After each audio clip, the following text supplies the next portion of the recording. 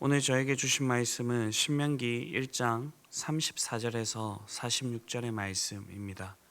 신명기 1장 34절부터 46절의 말씀입니다. 함께 한 목소리로 합독하도록 하겠습니다.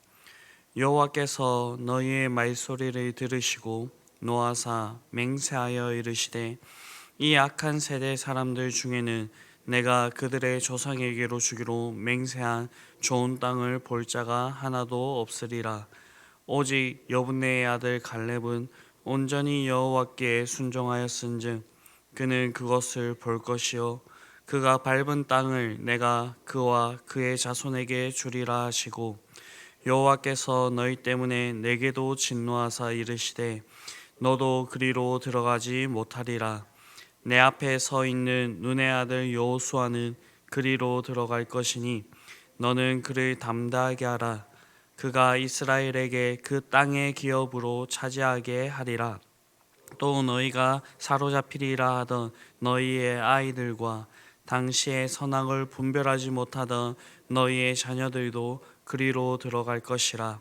내가 그 땅을 그들에게 주어 산업이 되게 하리라. 너희는 방향을 돌려 홍해길을 따라 광야로 들어갈지니라 하시매, 너희가 대답하여 내게 이르기를 우리가 여호와께 범죄하였사오니 우리 하나님께서 우리에게 명령하신 대로 우리가 올라가서 싸우리이다 하고, 너희가 각각 무기를 가지고 경솔히 산지로 올라가려 할 때에 여호와께서 내게 이르시되 너는 그들에게 이르기를 너희는 올라가지 말라, 싸우지도 말라. 내가 너희 중에 있지 아니하니 너희가 대적에게 패할까 하노라 하시기로, 내가 너희에게 말하였으나 너희가 듣지 아니하고 여호와의 명령을 거역하고 거리낌 없이 산지로 올라가매, 그 산지에 거주하는 아모리 족속이 너희에게 마주 나와 벌떼같이 너희를 쫓아 세일산에서 쳐서 호르마까지 이른지라. 너희가 돌아와 여호와 앞에서 통곡하나 여호와께서 너희의 소리를 듣지 아니하시며 너희에게 귀를 기울이지 아니하셨으므로 너희가 가데스에 여러 날 동안 머물렀나니 곧 너희가 그곳에 머물던 날 수대로이니라. 아멘. 네, 오늘 본문은 어제 가데스 반역 사건을 돌아보고 있는 본문에 이어 가데스에서 반역 사건의 결과를 기록하고 있습니다. 즉, 하나님께서 이스라엘 백성들을 향해 여호수아와 갈렙을 제외한 20세 이상의 출애굽 1세대는 다 가나안 땅에 들어가지 못하고 광야에서 죽으리라고 선언하신 사실과, 이스라엘 백성들이 뒤늦게 그러한 하나님의 선언을 듣고 무모하게 가나안 정복을 시도했다가 실패한 사실을 기록하고 있습니다. 35절을 보게 되면요, 이 악한 세대 사람들 중에는 내가 그들의 조상에게로 주기로 맹세한 좋은 땅을 볼 자가 하나도 없으리라 라고 말씀하고 있습니다. 이스라엘 백성들의 반역과 불순종에 대한 하나님의 선고가 나오고 있는 것입니다. 먼저는 하나님께서 이 이스라엘 백성들을 악한 세대로 규정하셨습니다. 출애굽해서 시내산을 거쳐 하나님의 백성으로서의 정체성을 부여받았지만, 이 규정에 출애굽 1세대의 거의 대부분의 사람들은 여전히 하나님을 제대로 섬기지 않고 있음, 그리고 하나님에 대한 경외심이 없음을 우리에게 보여주고 있습니다. 그들은 표면적으로 하나님의 언약의 백성이 되었지만 궁극적으로는 약속에서 제외자들이 되었다라는 것입니다. 왜냐하면 자신들의 진정한 왕이신 하나님을 끊임없이 신뢰하지 못하였고 반역하였기 때문입니다. 오늘날 교회를 다니는 기독교인들 중에서도 이런 부류에 포함되는 사람들이 있을 것입니다. 마태복음 13장 24절에서 30절을 보게 되면 예수님께서는 알곡과 가라지의 비유에 대해서 말씀해 주십니다. 네, 이 말씀의 핵심은 우리가 같은 밭에 있다고 하여서 전부 다 알곡이 아니라는 것입니다. 교회에 있다고 해서, 우리가 예배를 드린다고 해서 그들이 모두 알곡이 아니라는 것입니다. 예수님 당시에 표면적인 유대인이 아니었던 것처럼 오늘날 표면적인 그리스도인들이 그리스도인이 아닌 사람들이 있다라는 것입니다. 그래서 우리는 항상 자기를 살펴서 우리가 이 악한 세대에 속한 것은 아닌지 확인해야 될 것입니다. 그리고 스스로 속이는 자가 되지 않기 위해서 끊임없이 자신의 구원을 두렵고 떨리는 마음으로 이루어 가야 할 것입니다. 다음으로는 하나님께서 이런 악한 세대에게 대해 좋은 땅을 볼 자가 하나도 없으리라 라고 말씀을 하셨습니다. 약속의 기업에서 제외시키겠다는 그런 말씀입니다. 이스라엘 백성들이 애굽을 떠나서 이 약속의 땅, 가나안으로 온 것은요, 하나님께서 약속하신 그 기업을 차지하기 위해서, 잇기 위해서였습니다. 그런데 불신앙과 반역으로 그 목적을 이루지 못하게 되었습니다. 이와 반대로 36절을 보게 되면요, 하나님의 뜻을 잘 따라서 이 약속의 땅을 기업으로 받은 한 사람에 대해서 이야기하고 있습니다. 오직 여분의 아들 갈렙은 온전히 여호와께 순종하였은즉 그는 그것을 볼 것이요 그가 밟은 땅을 내가 그와 그의 자손에게 주리라 하시고, 그는 출애굽 1세대였습니다. 그리고 하나님께서 평가하신 악한 세대에 속한 사람이 되지 않았습니다. 그런데 그의 혈통을 따져보면요, 그는 원래 이스라엘 사람이 아니었습니다. 사실 그는 가나안 땅에 그 멸망받아야 될 7족속 중에 하나였는데 이스라엘에 유입되었던 그런 인물이었습니다. 이는 혈통적으로 하나님의 약속을 잇는 것이 아닌 것을 보여줍니다. 갈렙이 하나님의 약속을 기업으로 받을 수 있었던 이유는 온전히 여호와를 경외하고 그 말씀에 순종했기 때문입니다. 이렇게 그는 당시로서는 몇 안 되는 믿음의 사람이었고 경건한 사람이었습니다. 이런 경건한 사람에게 하나님께서는 두 가지를 약속하셨는데, 첫째는 약속의 땅을 눈으로 보게 되리라 라는 것이었고요, 둘째는 그가 밟은 땅을 내가 그와 그의 자손에게 주리라 라는 것이었습니다.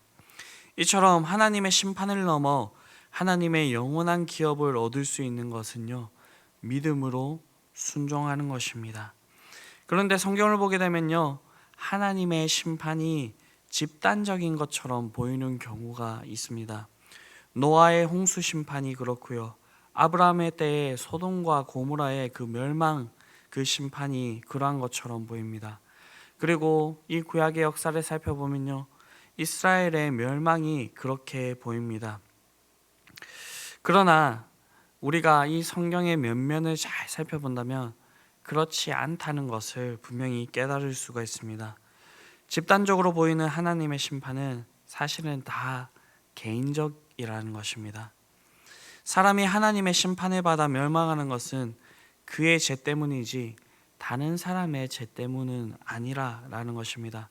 오늘 본문을 보게 되면 모세가 그 땅에 들어가지 못한 것, 그것을 이 이스라엘 백성들에게 돌리고 있는 것처럼 보이지만, 저희가 민수기의 기사를 읽어보면요, 모세가 하나님의 말씀에 순종하지 않고 명하여서 반석에서 물을 내야 되는데 그 반석을 쳐서 물을 내게 되는, 하나님의 거룩하심을 드러내지 않는 그 일 때문에 가나안 땅에 들어가지 못하였다라는 것을 우리는 알 수가 있습니다. 하나님은 노아의 홍수 심판 때부터 소돔과 고모라의 멸망, 그리고 이스라엘 멸망의 순간에도요, 그 당시에 하나님을 경외하였던 그 사람들을 살려두었던 것을 볼 수가 있습니다. 노아 때에는 노아를, 그리고 그의 가족을 살려주셨던 것, 그리고 소돔과 고모라의 사건에서는 롯을 살려주셨다는 것, 그리고 이스라엘 멸망의 순간에도 남은 자들을 두셨다는 것을 알 수가 있습니다. 마지막 때에 저와 여러분들을 하나님께서 이 땅 가운데서 구원하실 것인데, 하나님의 심판이 집단적인 것처럼 보이는 것, 그것은 그들의 죄 때문이라는 것입니다. 이렇게 하나님의 그 심판이 집단적으로 보이는 것은 그만큼 많은 사람들이 죄에 빠져 있기 때문입니다. 하나님은 어떠한 경우에도 의인을 악인과 함께 심판하는 법이 없으십니다. 각 사람의 심장과 폐부를 살피셔서 의인에게는 상급으로 악인에게는 형벌로 철저하게 갚으시는 것입니다. 그러므로 우리는 이 땅 가운데 살아가면서 다른 사람들이 다 하나님을 반역하고 하나님을 거역한다고 할 때 우리는 끝까지 하나님의 공의로우심을 믿고 우리의 믿음과 신앙을 지켜야 하겠습니다. 그런데 오늘 본문 41절에서 46절을 보게 되면요, 이런 하나님으로부터의 심판을 선고받은 이스라엘 백성들이 뒤늦게 잘못을 깨닫고 회개하는 모습이 나오고 있습니다. 그들이 이제라도 올라가서 이 족속과 아모리 족속과 싸우고 그들의 땅을 차지하겠다라고 그렇게 이야기를 하는 것입니다. 그런데 이 이야기 속에도 이 이스라엘 백성들의 불신앙적인 그런 모습이 나오고 있습니다. 하나님께서는 앞서서 이 이스라엘 백성들이 이 땅을 차지하지 못할 것이라, 이스라엘들이 이 땅에 들어가지 못할 것이라 라고 그렇게 선언하였지만 이들은 뒷북을 치고 있는 것입니다. 하나님께서 그렇게 하지 말라라고 말씀을 하셨지만 이들은 하나님의 그 말씀을 무시하고 그 땅에 들어가고 있는 그 모습을 볼 수가 있습니다. 이것이 기회를 상실하고 뒤늦게 후회하는 자들의 그런 결과입니다. 그렇게 우리는 기회가 주어졌을 때에 놓치지 말아야 될 것입니다. 모든 일에는 시기가 있습니다. 그래서 성경은요, 우리 보고 세월을 아끼라라고 그렇게 경고하고 있습니다. 또한 하나님의 말씀을 따르지 않을 때에 우리는 아무런 가치가 없는, 그리고 우리가 아무것도 아닌 그런 존재가 된다라는 것을 우리는 알 수가 있습니다. 42절을 보게 되면 내가 너희 중에 있지 아니하니 너희가 대적에게 패할까 하노라는 말씀처럼 44절을 보게 되면 그 산지에 거주하는 아모리 족속이 너희에게 마주 나와 벌떼같이 너희를 쫓아 세일산에서 쳐서 호르마까지 이른지라. 하나님의 말씀을 따르지 않았을 때에 이들이 철저하게 패배하게 되는 그런 모습을 보여주고 있습니다. 오늘날 우리도 오늘 우리의 하루를 우리의 힘으로 살아가고자 하는 그런 모습들을 보일 때가 있습니다. 그러나 우리가 이런 모습으로 살아갈 때 하나님께서 그 보호하심만 우리를 심판하시거나 멸하시거나 하시지 않으시고 그 보호하심만 거두더라도 우리에게 어떠한 일들이 일어날지 우리는 감히 상상도 하지 못할 것입니다. 오늘 우리가 살아가는 이 현실 속에서 우리는 항상 이러한 사실을 마음에 새기고 어리석게 행하지 않도록 그렇게 주의해야 할 것입니다. 우리가 가는 길에 우리가 해야 될 것은 아주 분명합니다. 그것은 바로 하나님과 함께 하나님의 말씀을 따라서 그렇게 살아가야 된다라는 것입니다. 그렇게 살아갈 때에 하나님의 복이 우리에게 임하게 될 것이고요, 하나님의 보호하심이 우리를 떠나지 않을 것입니다. 이스라엘 백성들은 가데스에서 반역하고 끝까지 하나님의 말씀을 따르지 않는 모습을 보여주었습니다. 그들은 그 하나님께서 하지 말라고 하셨던 그 전쟁을 통하여서 철저하게 패배하게 되고요, 그리고 하나님을 반역한 거역한 그 대가로 모두 광야에서 죽게 되었습니다. 성경은 왜 이런 것들을 우리에게 기록하고 있을까요? 그것은 우리에게 이러한 사실을 알려줌으로써 이것을 반면교사 삼아서 우리는 이런 패역한 모습을 보이지 않고 하나님을 거역한 모습을 보이지 않고 하나님 앞에서 우리가 온전히 살아가야 된다는 그러한 사실을 알려주기 위해서입니다. 특히 우리에게 중요한 것이라면 더욱더 우리가 하나님께 맡겨드리고 하나님을 의지해야 될 것 같습니다. 39절을 보게 되면 과거 이스라엘 백성들이 가데스 바네아에서 반역하였던 다른 이유에 대해서 언급하고 있는데 39절을 보게 되면요, 또 너희가 사로잡히리라 하던 너희의 아이들과 당시의 선악을 분별하지 못하는 너희의 자녀들도 그리로 들어갈 것이라. 내가 그 땅을 그들에게 주어 산업이 되게 하리라.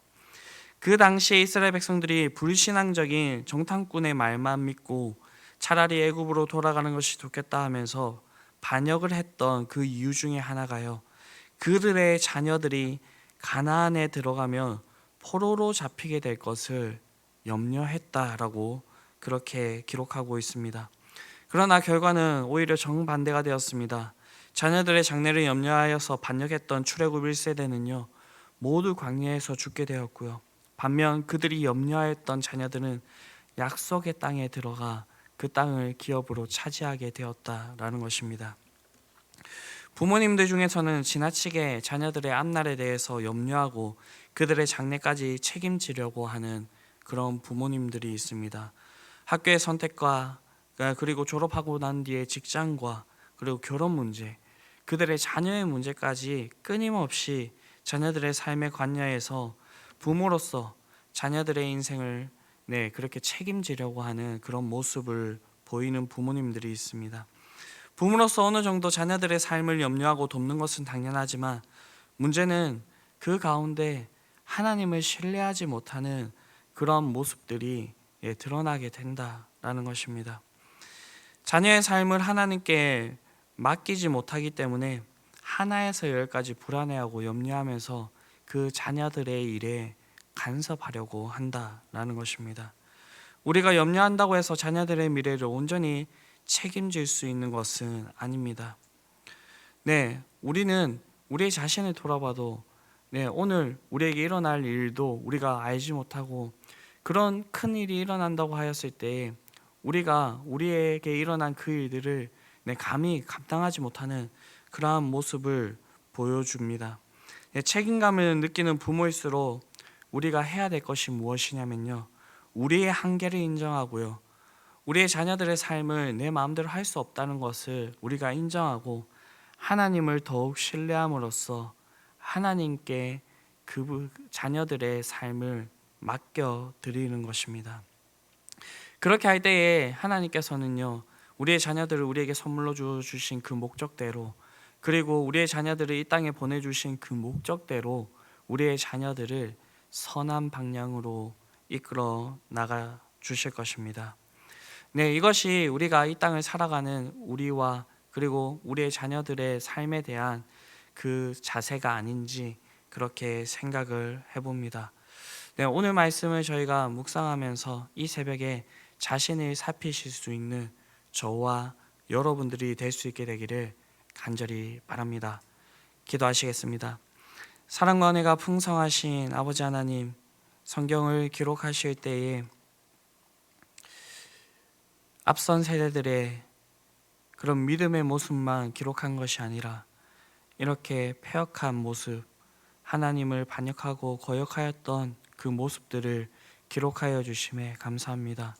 하나님, 우리가 이러한 기록들을 읽을 때마다 우리의 마음속에 우리는 이러한 세대와 같이 되지 말아야겠다는 그런 마음을 우리에게 부어주시고 우리가 정말로 이것을 반면교사 삼아서 하나님을 온전히 따를 수 있는 자들이 되게 하여 주시옵소서.